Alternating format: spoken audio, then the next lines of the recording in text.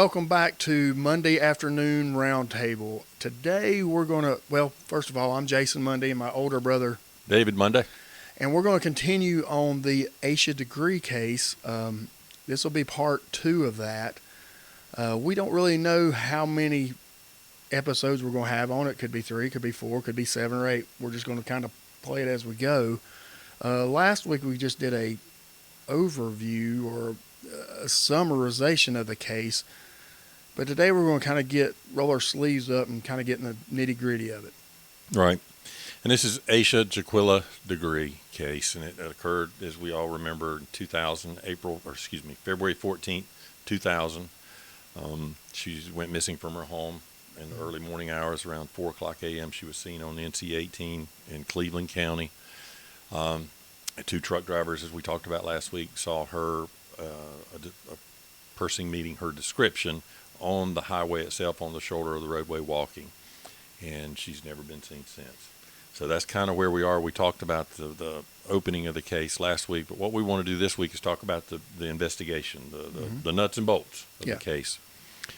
The Cleveland County Sheriff's Department was the primary investigative agency in this particular case, with assistance from the State Bureau of Investigation, and not long after the case started, with the Federal Bureau of Investigation. That's correct. And I think they pretty much limited their scope to the profile, the suspect profile, or whatever it's called. Yeah. Help me with that. What is it? The potential suspect profile, which is also based off the victim profile too. They profile the victim in order to see, her age, where she lives at, her likes, patterns, her fears, her hobbies.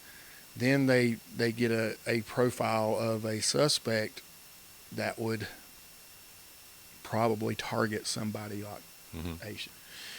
And there were in fact cases where young girls Aisha's age or less had in fact been abducted, murdered, and lived within a 20-mile radius of where Aisha went missing. That's right. One individual. We talked about him a little bit last week, but he was a big suspect in this case, and he was interviewed. And as we talked last week, he's never been charged for Aisha's case. He has been charged with the murder of a 7-year-old young girl in Greensboro, North Carolina. Then 10 years later, the investigator in that case was able to use DNA from another case this guy committed, or another crime this guy committed, cross-checked it, and was able to, with the DNA evidence as it's grown over the years and gotten better, made the arrest and got a conviction out of it. Thank good. And also, I think he even murdered his grandmother, if I'm not mistaken. He's serving 2 life sentences in prison. Now, correct me if I'm wrong. I may be thinking of somebody else. Now, his crimes occurred in Greensboro, but didn't he live somewhere in South Carolina at a time?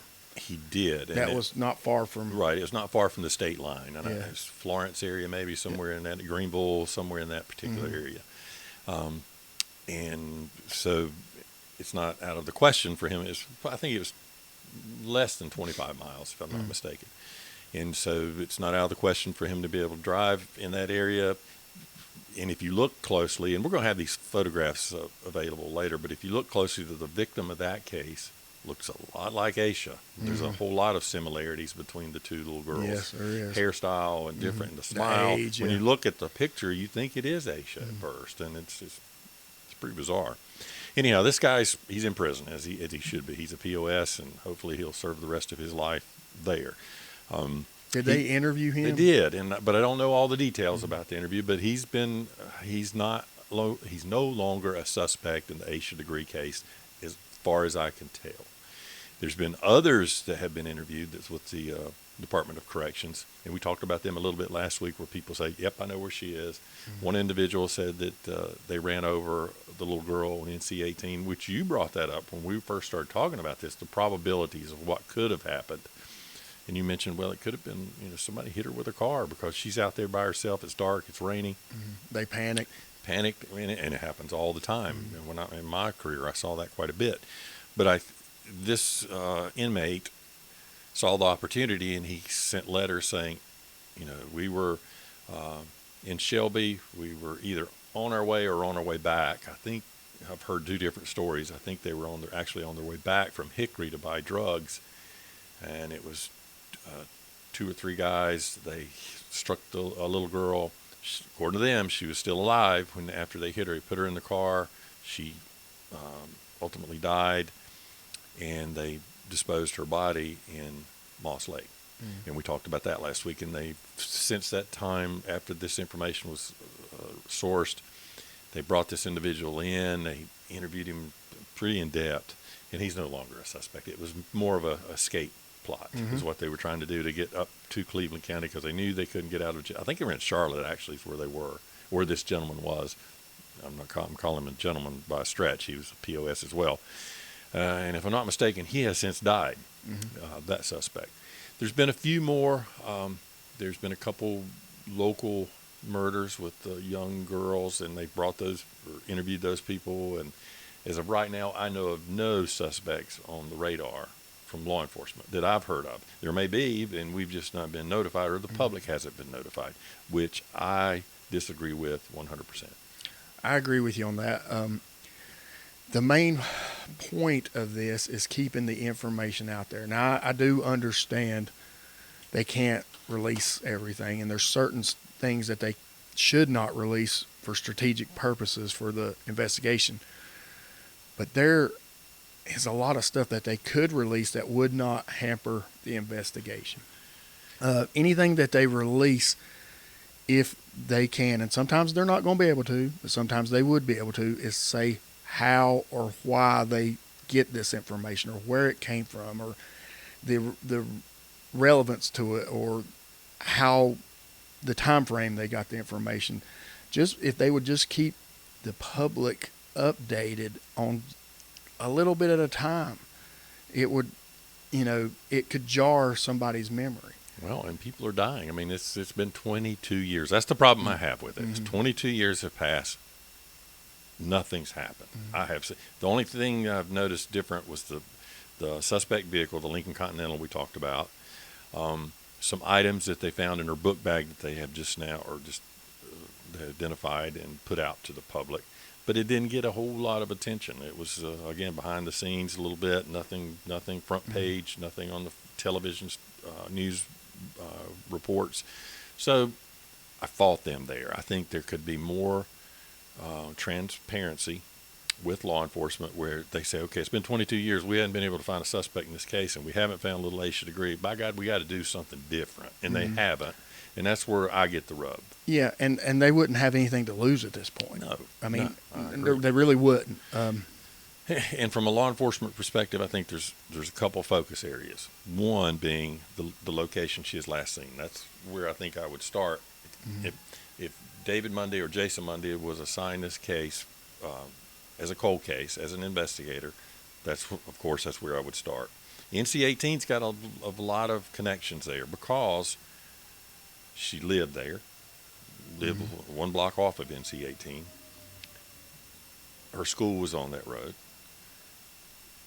She was last seen on NC-18, and her book bag was found 18 months later on NC-18, 26 miles away from where she was last seen, but the same stretch of roadway. So there's a big common denominator there with that roadway, and I think there should be a lot of focus on that area.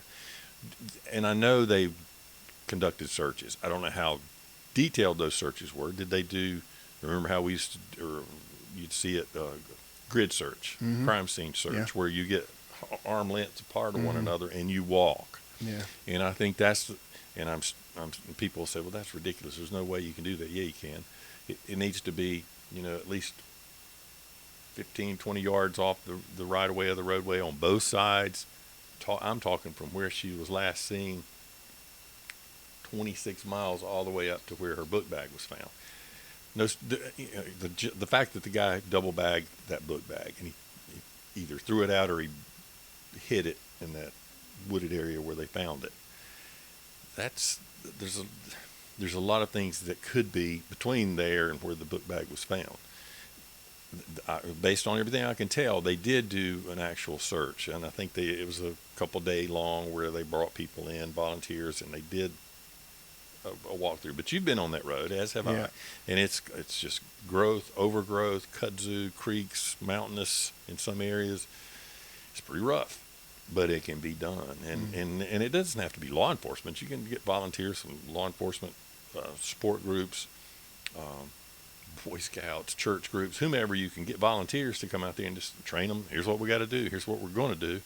They got the drone capabilities now they could use. They could do it with that. I just don't think enough attention has been focused on the physical evidence of the actual roadway. And I've had some experience backing up exactly what you said, being on some searches where I wasn't in the active search, but I was at the incident command as the investigator. And the local sheriff's office here in Lincoln County has an excellent search and rescue team, and the reason I'm bragging on them because I worked a couple cases with them 4 or 5 years ago and got to see them in action. It's a team composed of law enforcement, fire, EMS, military, and they do active training regularly. They even profile the missing person. They get as much information about them, and they develop a strategy like you're talking about, and just go. And then if anybody, they'll advertise it. Hey, we're going to be doing an active search. You get the volunteers that come in. You let them do support type stuff, help them, go get food, go get water, whatever, or maybe go with one of the searchers. They were really good at their job. Now, not saying that Cleveland County is not, or Cleveland County back 20 years ago, but Cleveland County now may have a search and rescue team similar to that is much more trained than what the team was or the personnel back when it originally happened. And it's come a long way in the last 10 months, much less 22 years ago. So the roadway is important, but the second component would be background and due diligence as far as the people involved. And I would start, as we always do, with the family, the nuclear family. Find out everything that's going on within that family, the good, the bad, and the indifferent, and that happens in every family. The kind of nuances that makes the family tick, who the family members worked with, who they went to school with, everything about that close-knit family. Then reach out to the friends and associates of not only Aisha, but Aisha's parents, Aisha's brother, all those folks that came and went within the household, within her local neighborhood. Then I would go, and the next step I would look at, as far as when I say due diligence, is interviews, background reports, everything I can find out about these individuals, would be classmates at her school. I know what grade would she have been in? 4th grade, I guess? Yeah, 9? Yeah, Fourth, third or fourth. Okay, classmates, because those people are going to be how old now? 30 in their 30s. Talk to these people, find out. Well, tell us about Aisha. What was she like? Did she have any enemies? Who were good friends? Who were did she have people that were jealous of her or anything? And then go to teachers, faculty, school support staff, bus drivers, anybody that had connection with Aisha Degree. The next group that I would really focus on would be her church life. They were extremely active in the church. They were there every Sunday, Sunday school. It's a fairly large church in Waco, North Carolina, which is between Cherryville and Shelby. So I would, and it's been 22 years, but who all attended that church 22 years ago? Not pointing my finger at any of those people, not pointing my finger at any of her friends or relatives. It would eliminate. You got to look at everyone involved. And then the next group would be her after-school activities, her sports, that she was extremely active basketball player and was involved in sports and athletics. Who would go to those games? In 2000, video cameras were pretty popular. They weren't on the cell phones like they are now, but people had the home video camcorders. Yeah. That would be really nice if we could see if there was any camcorder or video footage of that game, that last game she had on that Saturday that was so traumatic to her that they lost. See if we can see anybody in the background, anything at all that would draw our attention. Maybe nothing, but it could be something.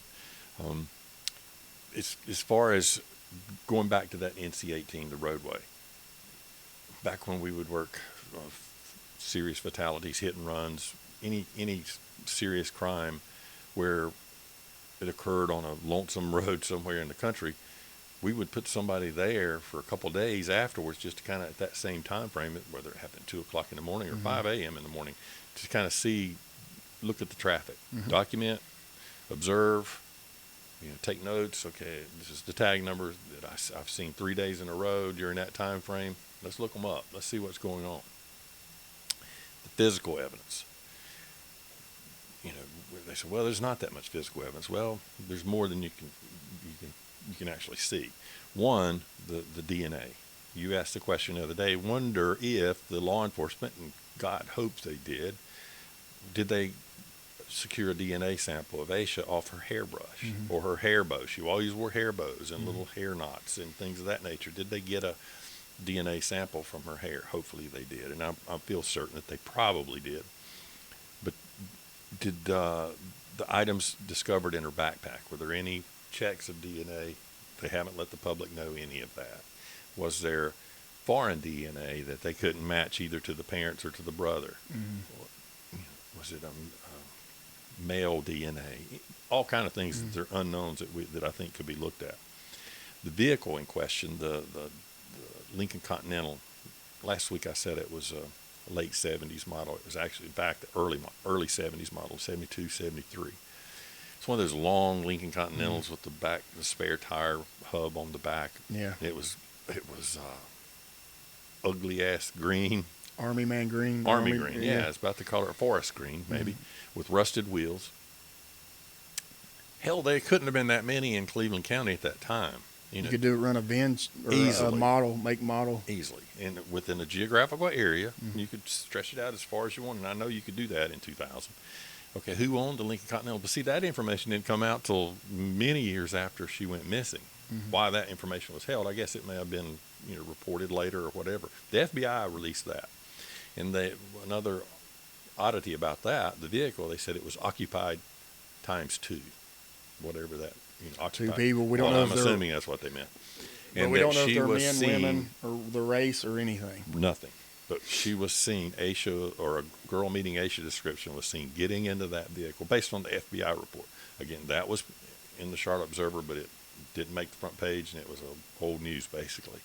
But I think junkyards, there's a dozen of them right near where Aisha lived, with hundreds of abandoned cars from that era, the early 70s, late 60s model cars. You see them out there just lined up. And so did they go check those things, see if there's a 72 Lincoln Continental with rusted wheels? It may be nothing, or it could be something. It's things that I think they should have looked at. The linchpin in all this thing, in my opinion, is the unknown subject, the little girl in the photograph that they found in the shed. Who looked very much like Aisha, but it wasn't. Yes. A lady named Debbie Turner is the one that found the photograph and the pencil and the hair bow in the shed. But she found that fairly quick after they discovered that she was last seen near her property, and she goes out. And it's there's barns, there's sheds. There was a street light over that shed too. A lot of people didn't realize that, but there was a street light there. And when Aisha was running from the Mr. Roop, the Sundrop driver, she probably went towards that light. So that was, she could see the light and said, okay, I'm going to hide there. And that's where they found the photograph of the unsub, the pencil and the hair bow. There might have been 1 or 2 other items found, but there were no footprints, nothing else to show. And you've been in barns just like I have all my life. It's usually dusty, and there's going to be footprints. Somebody's in that barn.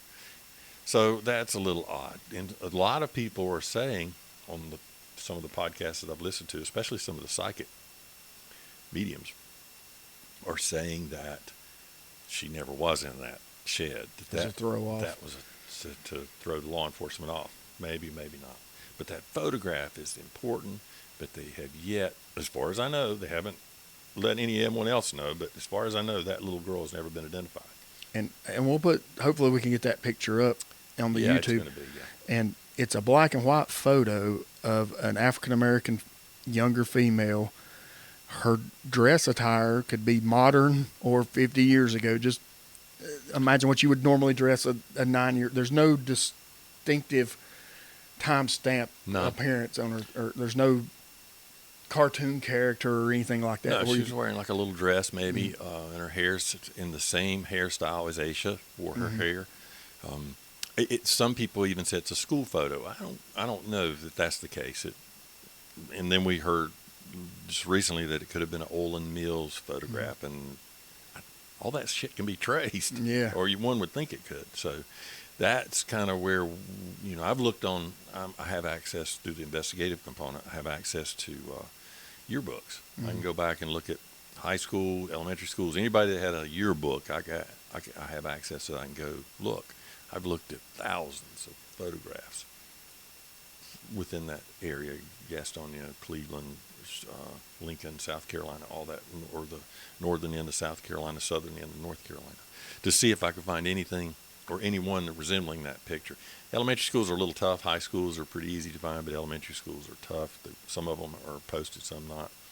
But if that information would have been put out, a photograph in the media where people could actually see it and hear and review it, somebody's going to know this little girl. Somebody's going to know her.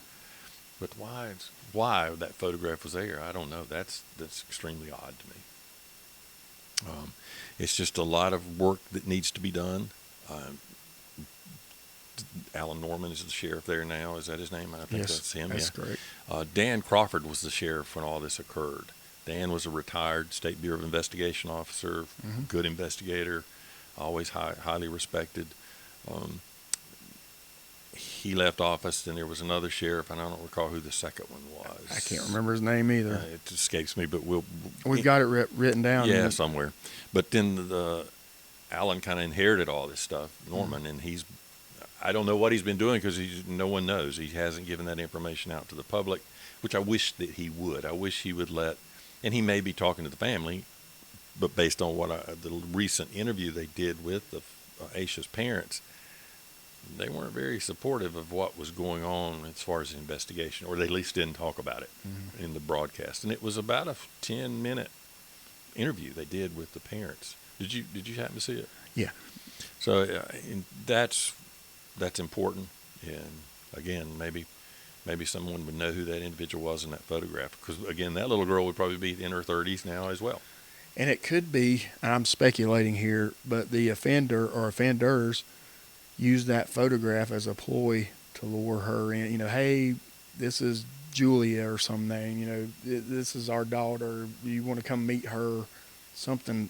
I'm speculating. But wouldn't you think it would be, if that person has that much control, that it had to either be a close friend or relative? At least somebody she knew by name. Yeah. At least an acquaintance. I think it's a male, and I think they had a female with it.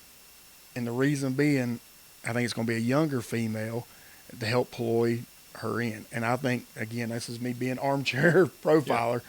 I think the female that the male used is probably dead, because once he got what he needed out of it, and she probably wasn't going to be very smart. I don't mean that ugly. The female, where he could manipulate her to use her. You mean the one that was helping the helping perp? Yeah. And that's pure speculation. Yeah. I mean, but that's what we're trying to do here, is look at it from different angles. But the sex offenders that were in that particular area, there was so many. I mean, when I checked that, I was surprised at the numbers. But there's about a half dozen that during that timeline that she went missing is when they were active with their little. And they were at least teenage or to that. They were, most of them were over. They were what I started 16 and over is what I looked at during 2000. They had to be at least 16 and over, but there was more than a few. And a couple of them, you start looking at it closely, and it's okay. They had opportunity. they've had, as far as motive, they've been charged with that same type of crime before, where they abducted a young female and raped and even murdered. There's one in particular. I'm not going to mention any names because we're of course not going to do that. But one individual that I looked at during our little investigating, he abducted a female, raped her, and I think his plan was to kill her, because it got to the point he knew if he released her, then she's going to tell on him. Mm-hmm. Somehow or another she escaped, or she got away, or whatever. And he was charged. He spent many years in prison, but I think he's out now. But he lived within that geographical area of Aisha's house. So, and there's not just that one, there's several. And again, what you've brought up, we assume and hope that the local law enforcement or the task force, whatever they have, has do their due diligence and reached out to these people and tried to interview them, or try to do a profile of them, try to do background on them, Right. see if there's anything that crosses over to Aisha. Yeah. And it could be, anything. I'm like you. I think the person or persons had to have at least known her somehow, either by acquaintance or family or church or community. Now, I did say, I think it may have a female with him, but Aisha's at that age where one adult can grab a little girl. You don't. Yeah. I mean, it doesn't require a team. It just would maybe get her closer. So there's all kinds of avenues, but they've got to be checked. If you don't check them, then you're neglecting the case. Mm-hmm. Mm-hmm. Well, and that's, there's a lot to be done, and I think the sheriff's office and the State Bureau of Investigation, what would be nice, and there may be one that I'm just not aware of, a task force with people from the medical field, people from law enforcement, search and rescue. A multidisciplinary team approach. Right. That's what you need. I mean, and medical, and just different people that could come in and say, just build their own profile of the possible suspect, of try to revamp where they thought Aisha could have gone, where she was last seen, the area between her house and where she was last seen. That's about a mile, give or take. Pretty good walk, for me. And so a 9-year-old little girl out there at night, it's just so unusual. And the fact that there was no forced entry into her home. It looks like she actually left and locked the door behind her when she left. It's what's a little unusual. The apartment's still there that she was last where she lived. And as far as I know, her parents still own that home. I think they live somewhere else, but they're keeping that apartment just in case. Aisha ever comes back home, which is sad in itself. And when you were talking about the fact that a male and another female may be involved, you're thinking human trafficking. Is that what you're thinking? No, that, or possibly not so much that as just a crime of opportunity, and it could be somebody that was just, I'm not going to say a drifter, but would spend time in a community for a year or two and then move on to the next. And I'm like you. I think she knew or had met the person before. Yeah. There's just about has to be. She either voluntarily left her residence, which goes against everything they said she would do. Mm-hmm. Somebody locked that door behind her. She apparently packed a bag. We don't know if that's, for sure. But it appears that she left on her own in the middle of the night during the middle of a thunderstorm. She would not be meeting somebody unless it was somebody she knew or felt comfortable with. You would think. Yeah. Or it was a quote unquote inside job, and they keep saying the family's been cleared, and we assume that. Right, we do, and that's what we're going to go on. But but when they found that book bag, 18 months after she went missing, or in that time frame, in Burke County, by the guy doing the construction work, when they found that book bag, double bagged in a trash bag, that changed the whole scope of the investigation. That took it from a runaway, in my opinion, to foul play. Mm-hmm. Wouldn't you think? Yeah. Oh, yeah. Yeah, definitely. Yeah. I don't see. I can see her quote unquote running away as part of the foul play. Like they talk her into, hey, meet us out here. We'll meet you. Persuading her. But again, I don't see her doing that. Not with her being so scared of the dark, scared of lightning, scared of storms, scared of, according to the family. You just don't see a 9-year-old doing that. Maybe a 19-year-old. Mm-hmm. Let's talk about this for just a minute. The library book that was found mm-hmm. in her book bag, Miguel Gets Pool, mm-hmm. It's a Dr. Seuss book. It was from Fawston Elementary. They proved that. They were able to show probably had the a stamp. Yeah, but they couldn't determine if Aisha had checked. There was no indication that Aisha had checked that book out of the library. And I think Aisha was an active reader. I mean, mm-hmm. she was a bright child. She made good grades in school, but there was no evidence to show that that book had been discarded assigned or to checked her. out. Doing the Dewey Decimal System back mm-hmm. when I was in school, but I don't know yeah. how they do it now. But that's there was no sign of Aisha Degree checking that book out. Okay. Somebody did. Mm-hmm. Somebody or it took could the be book discarded, out. like they sell it or they give it away. Well, there was no indication of that. It just yeah. had that it was from Fawston Elementary. It was 18 months after the fact. Shit, you'd think they'd have. You would think they would have something to show where that book went or who took that. What book. if it was a class? And you brought this up earlier. A classmate's parent. Very well. And the parent is using the classmate as the bait. Is it somebody that she spent the night with that that was a freak that mm-hmm. saw the opportunity? But the Miguel Gets Pool book, that's important. But then it was determined that Aisha was reading a book called The Whipping Boy. And that book is about a prince and a commoner in the community in the village that would take punishment for the prince. In other words, when the prince would screw up, the whipping boy would get whipped. But as part of his pay for doing that, or benefit of doing that, he got to stay at the castle, and he got free, or he got good food. Benefits. where the peasants got nothing out there. And so it's a kind of cool book. I remember reading it as a child, but I also ordered it just to read it again to kind of bring myself up on it. So we have that book here at the office, but it's kind of some weird similarities where those two befriend one another and they run away in the middle of the night, and they have an adventure basically.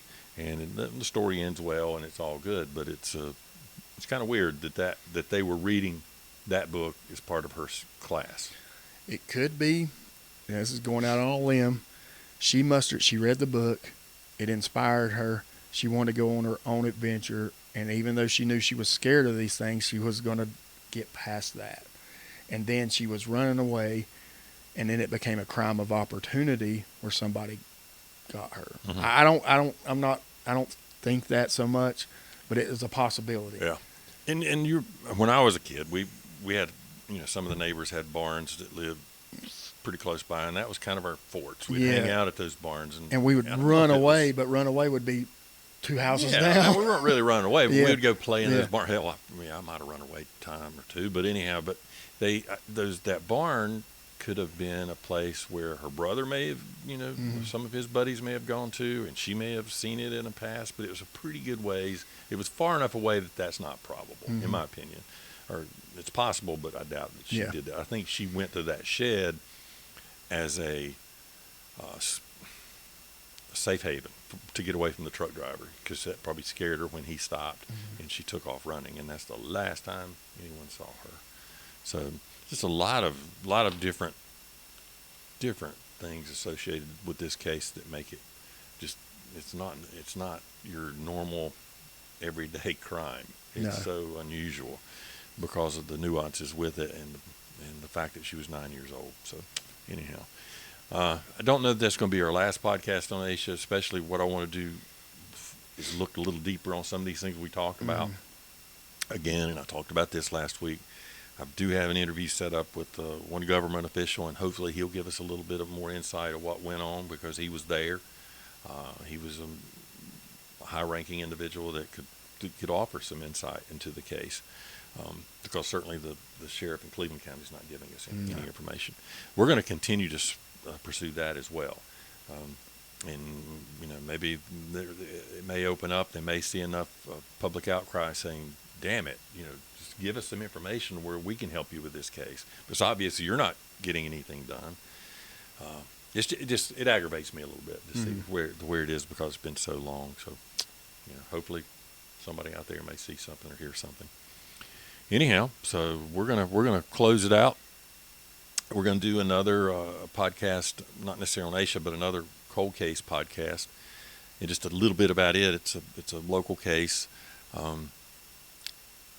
where an individual was left a party, left home, everything was fine, and she was shot and killed. And they found her body in her vehicle the next morning, and but it's never been solved. There's a couple suspects, and there's been a lot of talk about that case. I went on the interstate the other day going out of town, and I saw a sign, who killed this young lady. So people are still interested in that case, and we're going to talk about it a little bit too. That's going to be one of our cases we're going to feature. So yeah, we've got several cases that we can work. Yeah. It's been great. It's been real. Hope you'll tune in the next time. So, but for right now, we're going to take a break, and we're going to come back with the last call. Are you going to join us? I'm going to join in on this one. We got a special. Yeah, I'm going to actually partake today because we'll talk about it after lunch. So. All right. Sounds good. Thank you. Thanks. Bye.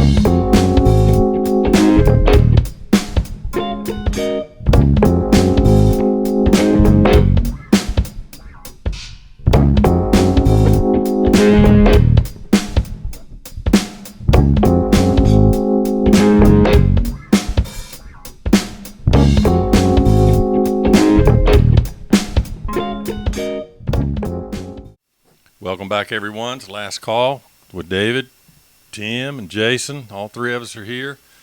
Jason decided to join us because we're going to partake in the Elijah Craig. We did a little research on this bottle, and the price, which surprised me, I would given it in the $60 range for that. But because it's an 18-year-old blend, it was $1,499 a bottle for this particular Elijah Craig brew. So we're going to get a $100 drink. $100 shot. But that's the price that you're going to pay online. If you're lucky enough to get it at the store, you're still going to pay regular. But the regular Elijah Craig is what? $70, $80. Oh, I didn't know it was that much. Okay. Anyhow, I've had the regular Elijah Craig drink before, and it's a good whiskey, or a good bourbon. It's a bourbon. It's manufactured in Louisville, Kentucky. They moved there in 1996 after the fire in Haven Hill, Kentucky, which I didn't know about. This particular blend is 18-year-old, 90 proof, barreled on April 1st, 1991, barrel number 2891, distilled and bottled by the Elijah Craig Distillery Company, Bardstown, Nelson County, Kentucky, when this was brewed. Now they're in Louisville, so it's a lot different. A little bit about it. Kentucky straight bourbon whiskey, aged 18 years, single charred oak barrel, offers a rare opportunity to enjoy the hearty, full-bodied flavor of a true Kentucky classic bourbon. So we're going to try it. He was a Southern Baptist preacher. And a distiller. Yeah. I know he's a reverend, but I didn't know he was a Baptist. Is he? You sure? Listed as Baptist. Okay.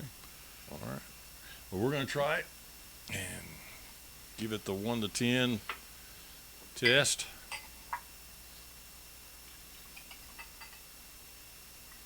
Jason?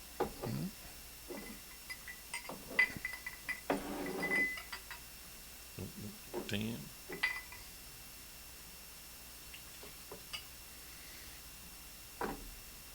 I can smell it from here. Smells good. It's a heavy oak smell. Rich aroma. Beautiful color. Smells like liquor to me. But I'm the novice here. Cheers. All right, cheers. Cheers. Cheers. Last call. Monday afternoon roundtable.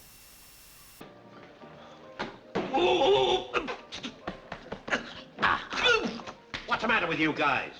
What are you trying to... Hey, easy, easy. Smooth as silk. That's excellent. It's a good drink. That is excellent. Smooth. On the rocks. What would you give it? 1 to 10. Go ahead, take another drink before you give it 10. You really need that second or third drink to get the full flavor. It's 90 proof. It doesn't have a bite that a typical 90 proof would. No. And a little bit more about it. Only a handful of barrels in Kentucky bourbon have been allowed to age as long as this one has. Those special barrels, the master distillery selected those of the highest quality for bottling. There's no blending in this, which I didn't know that. The Reverend Elijah Craig is the first to age his whiskey in charred oak barrels. We'll be proud of his tradition and quality dedication of excellence in today's bourbons. It's won several gold medals in the San Francisco World Spirits Competition, which is that's a pretty big ado. So, what do you give it, Jason? 1 to 10. The novelist. I would 7. And that's I'm new at this, so I'm kind of. It's good. It's really good. I mean, I'm gonna go a little higher. I'm going with a 9 for the. It's smooth. It's a good drink. It is good. I'm going to give it a 9.5 out of 10. That's pretty damn high. Mm-hmm. I don't know what the price. I don't know what you gave for that particular bottle when you bought it. Do you know? Do you remember? No. I know you didn't give that much that we talked about for it. And No. I wonder why it's that high now. Just simply Because they only ship out so many cases per year. okay. When did you get it? I've had that for 4, maybe 5 years. But when you cut your product, you know, your what word am I looking for? How much they send out each year versus, you know, you got some supply distillers. and demand. Yep, some distillers are pumping out cases after cases after cases to keep in. But the rarity of it is why people get online and sell their bottles for $1,400 to $1,600. But I can see where they get it with that. Yeah. It's that good. Well, and as not a regular, excuse me, whiskey or bourbon connoisseur, it's pleasurable to drink it. It's smooth. I might have gave it a lower than I should have, but I don't have a baseline yet. Right, Does that make sense? Yeah. And we appreciate you joining us this week. And next week we'll feature another bourbon or a whiskey or maybe a vodka. I don't know what we're going to do next week. I think we got in plans for bringing some of our female friends that want to do last call. Do you have female friends? And we're Sisters don't count now. right. We're bringing those folks in and going to do a wine tasting. So that will be a change of scenery, which will be better. Well, I know nothing of wine. I'll set that one Yeah. out. Well, I've done advised them of that. We would not set in on And we that. don't know a lot about bourbon or whiskeys other than the fact that we like to drink it. And it's kind of a trial and error for us. We pick a bottle. Tim brings a bottle out of his stock and we test it and see what we think about it. And this is good. So I highly recommend it. Elijah Craig, distilled 1991, this particular bottle. So go out and get you a bottle of this. I know you'll enjoy it. Before we go, anything going on with either of you? You want to talk about? Nothing exciting going on in your lives? Any new cases? Anything fun, exciting? Your daughter's going to Appalachian State. So Yeah. That's a big deal. That's a big deal. They're on a winning spree right now, and probably the most popular team in America right Small now. college in the world, probably. They're kicking ass. My sweetheart, little daughter's going to the University of Alabama in Birmingham, so she's starting her grad studies, which I'm proud of her. Of course, Tim's son, he's our producer and our cool He's behind nephew. the scenes. Yeah, he's behind. He's the one that kind of heads this stuff up. He's yeah. the brain behind it. So that could be good or bad. What I'd like to throw out there, too, me and Garrett, the brains back there, always talk about how great a movie The Big Lebowski is, and these two guys have never seen it. That and Dazed and Confused, they definitely need to see it. Oh, no, I don't know what you're even talking about. It'd be a lot cooler if you did. Oh. See?